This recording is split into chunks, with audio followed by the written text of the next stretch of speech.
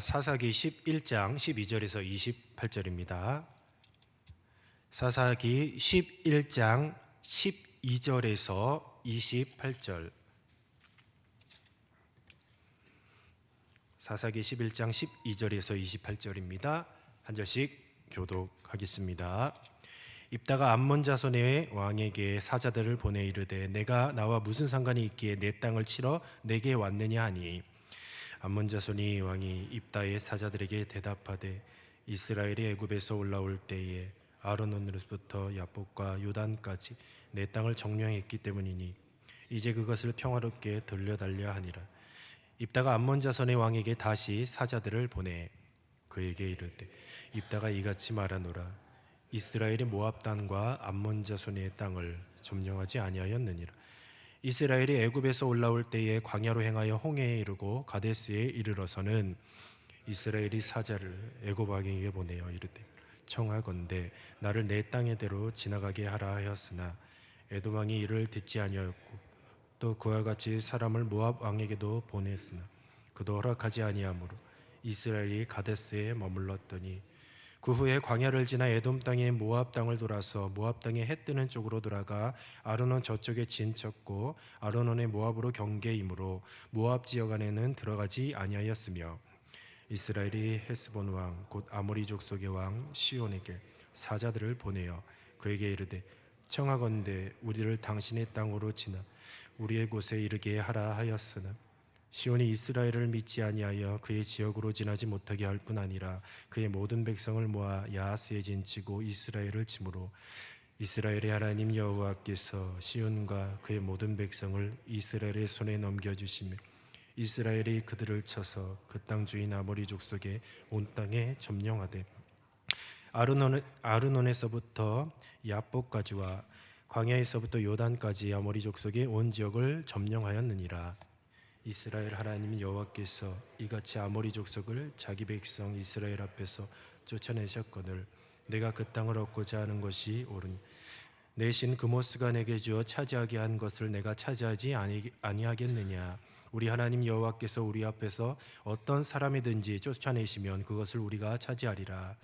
이제 내가 모압 왕 십볼의 아들 발락보다 더 나은 것이 있느냐. 그가 이스라엘과 더불어 다툰 일이 있었으냐 싸운 일이 있었느냐. 이스라엘이 헤스본과 그 마을들과 아로엘과 그 마을들과 아르논 강가에 있는 모든 성읍에 거주한 지 300년이거늘 그동안에 너희가 어찌하여 도로 찾지 아니하였느냐. 내가 내게 죄를 짓지 아니하였거늘 내가 나를 쳐서 내게 악을 행하고자 하는도다. 원하건대 심판하시는 여호와께서 오늘 이스라엘 자손과 암몬 자손 사이에 판결하시나 하였으니라. 암몬 자손이 왕이 입다가 사람을 보내어 말한 것을 듣지 아니하였더라. 아멘. 과거를 아는 힘이라는 제목으로 말씀을 증거하도록 하겠습니다. 오늘 이 본문 말씀은 사사 입다가 암몬 왕과 벌이는 이 정교한 외교적 변론을 담고 있습니다. 그런데 입다는 이 문제를 해결하는 방법이 단순한 무력만을 사용한 것이 아니라 바로 잡류의 우두머리죠. 입다의 타이틀은 잡류의 우두머리입니다. 그런데 단순히 잡류의 우두머리로서 이 문제를 해결하는 것이 아니라 하나님께서 세우신 사사로서 하나님의 역사와 공의를 꿰뚫고 있는 그런 지성적인 지도자임을 보여주는 듯한 그런 모습으로 문제를 해결하고 있습니다. 당시에 입다가 처한 문제는 이 전쟁이죠. 암몬 자손이 지금 이제 이스라엘 백성을 치러 왔습니다. 일촉즉발의 상황입니다. 이 문제를 어찌되었건 입다는 해결을 해야 되는 것이에요. 그런데 이 암몬이 주장이 굉장히 억지스럽습니다. 암몬 왕은 이스라엘이 출애굽 때 자기들의 땅을 빼앗았으니 다시 돌려달라고 그렇게 요구를 하고 있습니다. 그런데 이게 300년 전의 일입니다. 300년 전의 일을 왜곡하여서 지금 전쟁의 명분을 삼으려고 역사를 왜곡하는 그런 모습을 보여주고 있어요. 여기서 입다가 분을 낼 만도 한데 입다는 오히려 사신을 보내서 이스라엘의 행보를 조목조목 설명을 하고 있습니다. 우선 첫 번째로는 이스라엘은 에돔과 모함의 영토를 존중하여서 그 길로 지나가지 아니하고 우회하였다라고 그렇게 설명을 하고 있습니다. 그리고 아모리 왕 시온이 먼저 공격해 왔기 때문에 정당방위로 얻은 땅이고 암몬의 땅을 빼앗은 것이 아님을 분명하게 이야기하고 있던 것이죠. 그래서 24절을 보면 신학적인 논리, 이게 신학적인 논리입니다. 24절인데요. 제가 읽어볼게요. 내 신 그모스가 내게 주어 차지하게 하는 것을 내가 차지하지 아니하겠느냐. 우리 하나님 여호와께서 우리 앞에서 어떤 사람이든지 쫓아내시면 그것을 우리가 차지하리라. 이 얘기가 뭐냐면 너희의 신 그모스가 준 땅을 너희가 차지하듯이 우리 하나님 여호와께서 주신 땅을 우리가 차지하는 것이 당연하다라고 그렇게 이야기를 하는 거죠. 이게 신학적인 논리입니다. 또 역사적인 논리를 얘기하고 있어요. 그것이 26절인데요. 이스라엘의 헤스본과 그 마을들과 아로엘과 그 마을들과 아르논 강가에 있는 모든 성읍에 거주한 지 300년이거늘 그동안 너희가 어찌하여 도로 찾지 아니하였느냐. 지난 300년 동안 가만히 있다가 왜 이제야 권리를 주장하느냐. 일단은 그냥 혈기왕성하게 그냥 욱하는 그런 마음을 가지고 이렇게 암몬을 무찌른 것이 아니라 조목조목 신학적인 논리, 역사적인 논리를 가지고 조목조목 반박을 했던 것이죠. 그리고 27절에 딱 결론을 이렇게 냅니다. 내가 내게 죄를 짓지 아니하였거늘 내가 나를 쳐서 내게 악을 행하고자 하는도다. 원하건대 심판하시는 여호와께서 오늘 이스라엘 자손과 암몬 자손 사이에 판결하시옵소서 하였느니라. 이 결론을 이렇게 냈어요. 심판하시는 하나님께서 오늘 이스라엘 자손과 암몬 자손 사이에 판결하시기를 원하노라. 이게 굉장히 중요한 얘기입니다. 왜냐하면 육신적인 눈으로 보면 이거는 국가와 국가 사이의 전쟁의 일이거든요. 그런데 입단은 오히려 국가와 국가 사이의 어떤 물리적인 그런 충돌을 얘기하는 것이 아니라 거기서 이제 하나님이 하셨다라는 거죠. 하나님께서 여지껏 이끌어 주셨고 하나님께서 심판자시라는 것이죠.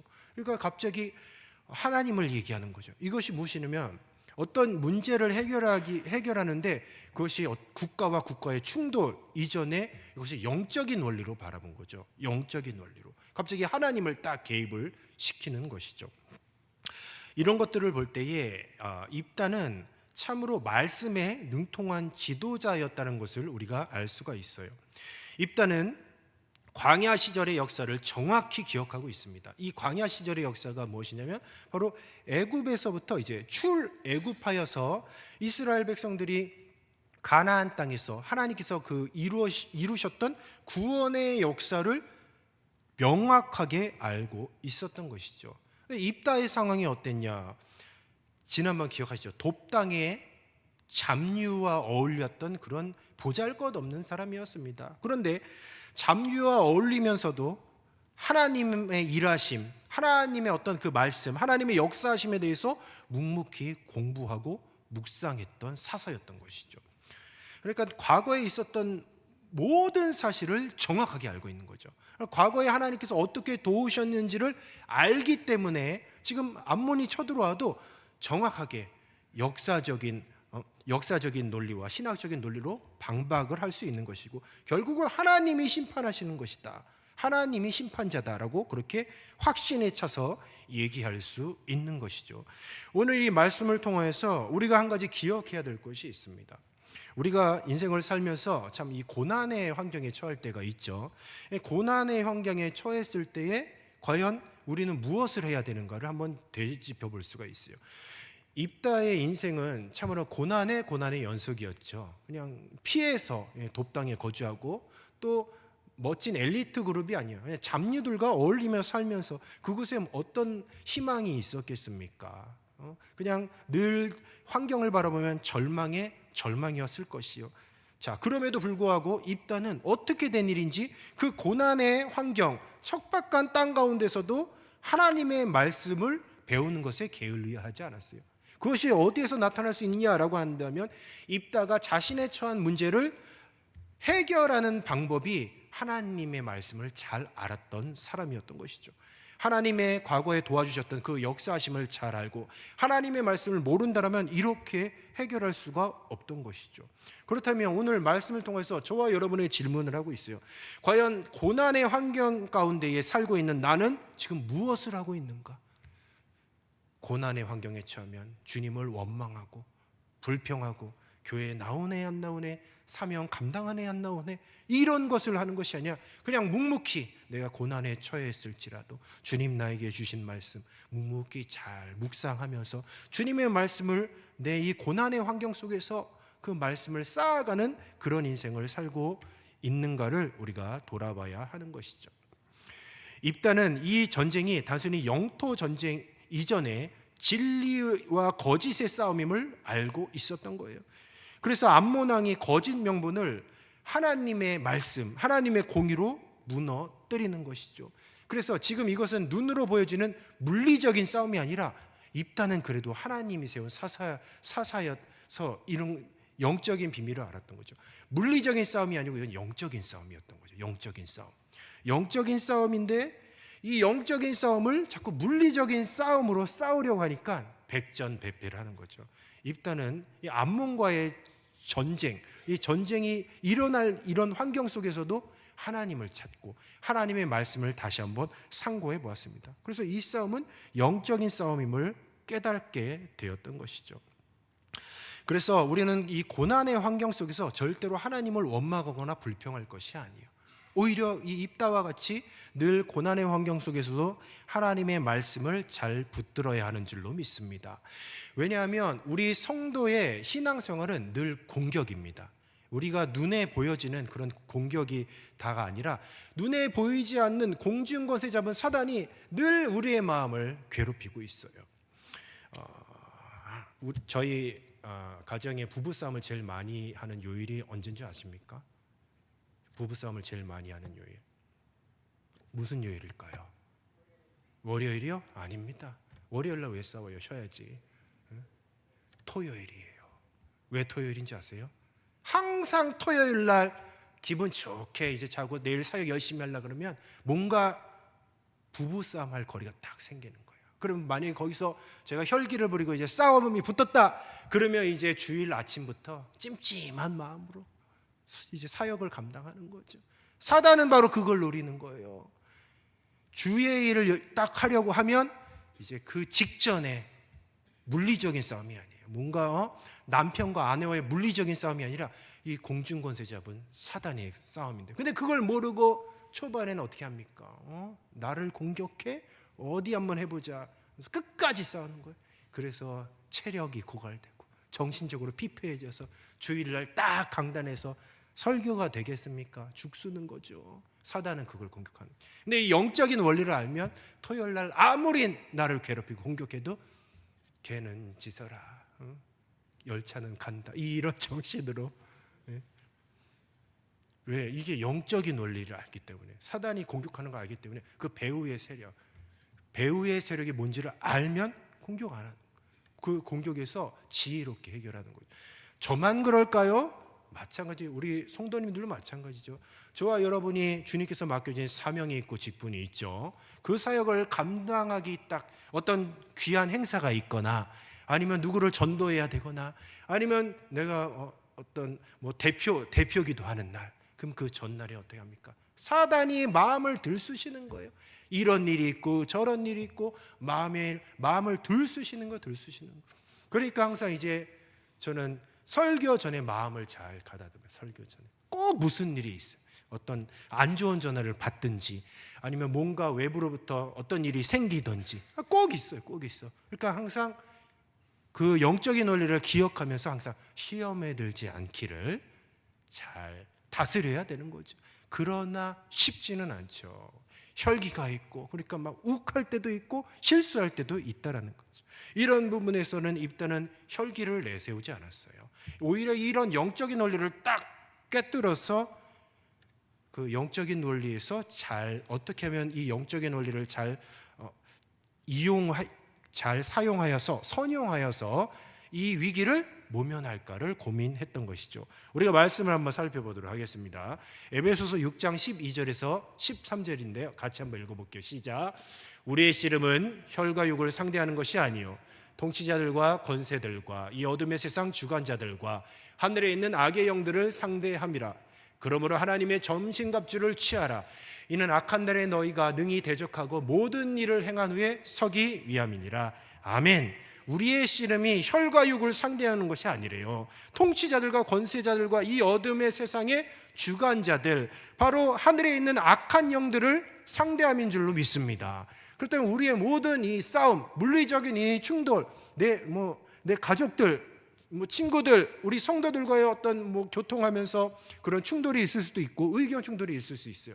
그러나 그 충돌이 있기 전에 꼭 주의를 감당하기 전, 어떤 행사를 치르기 전, 예배하기 전, 말씀 선포하기 전, 기도 인도하기 전, 꼭 주의를 하기 전에 공격하는 거죠. 그러니까 그렇구나, 우리의 이 싸움은 혈과 육을 상대하는 것이 아니라 공중권세 잡은 마귀 사탄과의 싸움이구나. 이 영적 원리를 안다고 한다면 어떻게 합니까?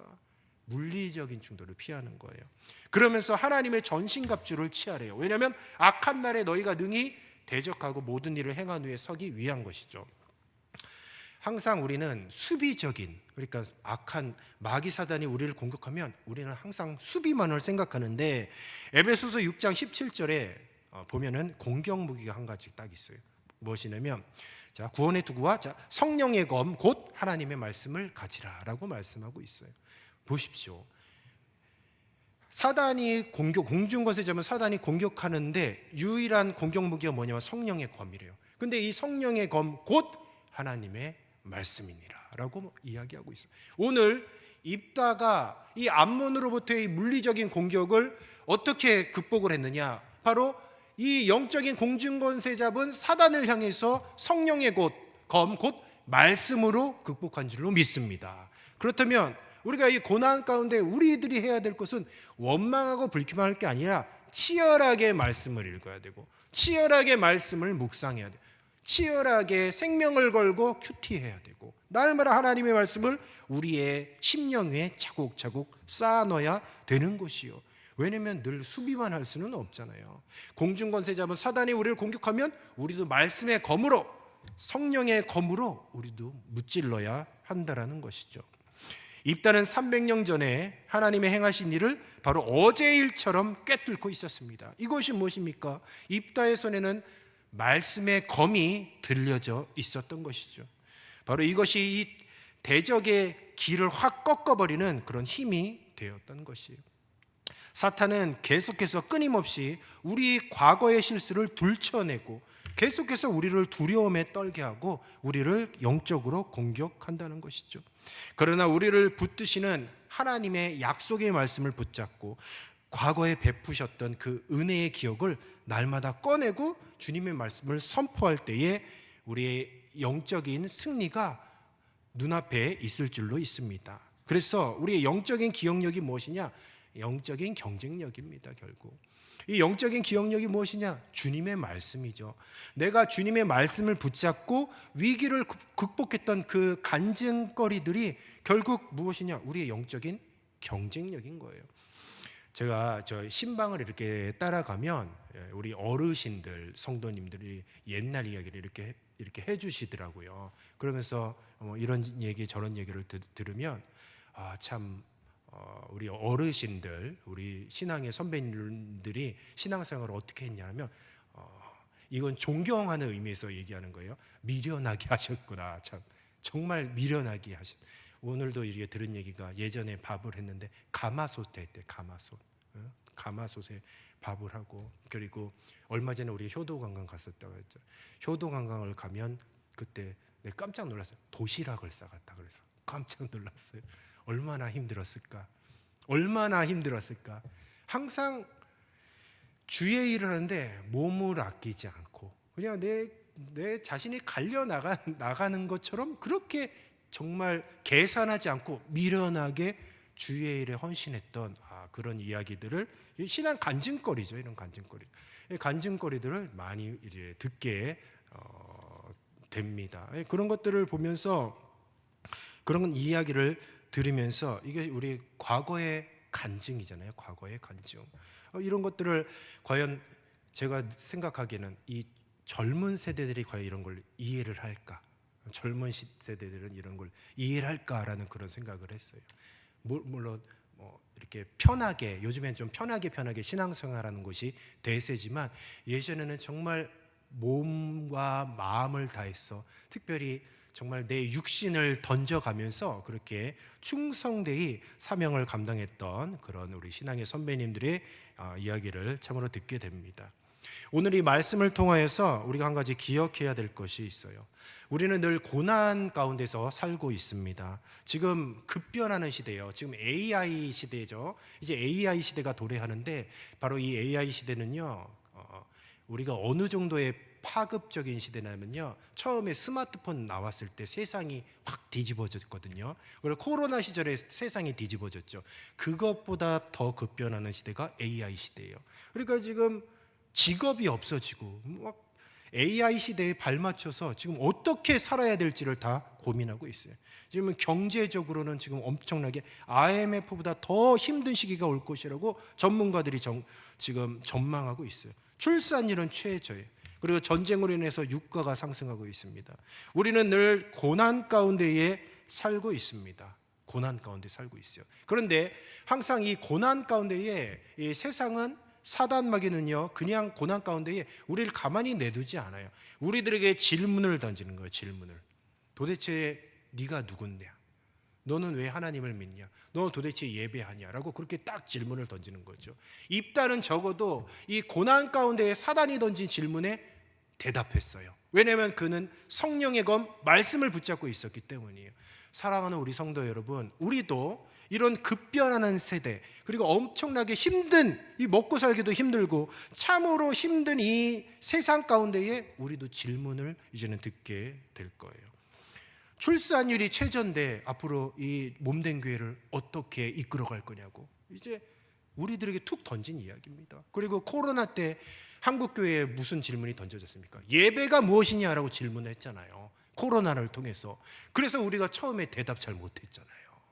그래서 정부 방역 정책에 이리 휘둘리고 저리 휘둘리고, 그래서 제대로 대답하지 못했잖아요. 우리가 준비되지 못하면 대답을 못하는 거예요. 대답을. 입다는 대답을 했다는 거죠. 지금 이 시대가 어느 시대냐? 준비, 그 대답을 준비해야 될 시대예요. 제2의 제3의 코로나가 안 올 보장이 있습니까? 또 온다고요? 그러면 그때 또 우리가 대답을 해야죠. 어떤 그런 질병이나 그것을 통해서 그 질문이 뭐냐면, 도대체 예배를 왜 드리냐 아닙니까? 과연 우리가 주님 앞에 예배를 왜 드리는지.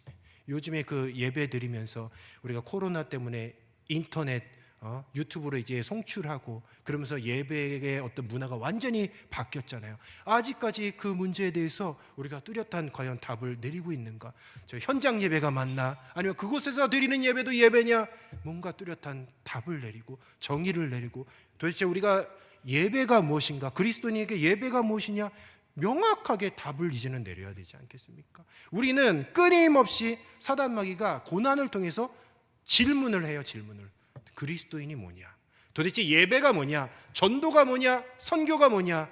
우리 사랑하는 성도 여러분, 그렇다고 한다면 저와 여러분은 입다와 같이 그 질문에 답을 할 준비가 되어 있습니까? 아니면 그냥 고난 가운데에 환경을 불평하고 원망하고 그냥 자포자기로 그냥 다람쥐 쳇바퀴 돌아가듯이 수요일이네 수요 예배 나가야지, 주일이네 주일 예배 나가야지, 그냥 아무 생각 없이 그렇게 신앙생활하고 있지는 않습니까?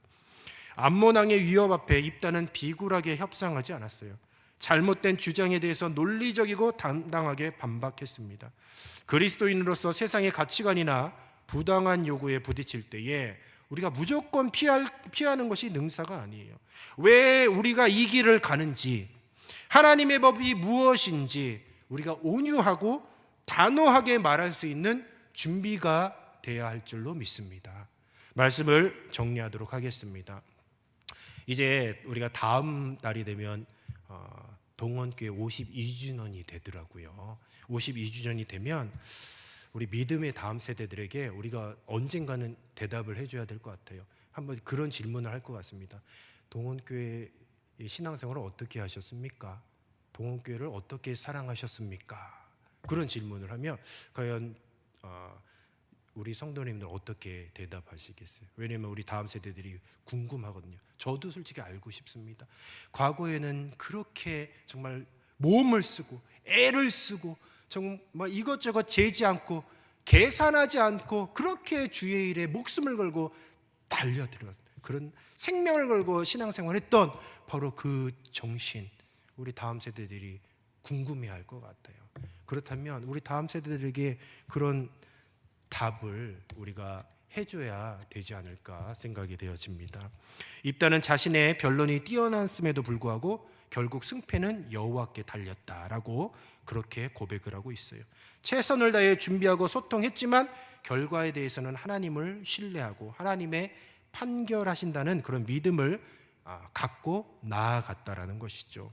사랑하는 우리 성도 여러분, 우리가 고난의 때를 살아간다고 하지만 절대로 그냥 좌절하고 낭망하고 그냥 그렇게 사는 것이 아니라 항상 고난의 때를 통해서 저와 여러분에게 질문하는 것들이 있습니다. 사단 마귀가 공격을 통해서 괴롭네가 아니라 이런 어려운 현실 속에서 도대체 그리스도인이 무엇인지, 내가 왜 이 동원교회에서 신앙생활하고 있는지, 내가 이렇게 힘쓰고 애쓰고 생명을 걸어서 신앙생활하고 있는지 나중에 우리 다음 세대들이 물어본다면 확실하게 대답하고 확실하게 가르쳐줘야 되는 것이 바로 기성세대인 저와 여러분의 사명일 줄로 믿습니다.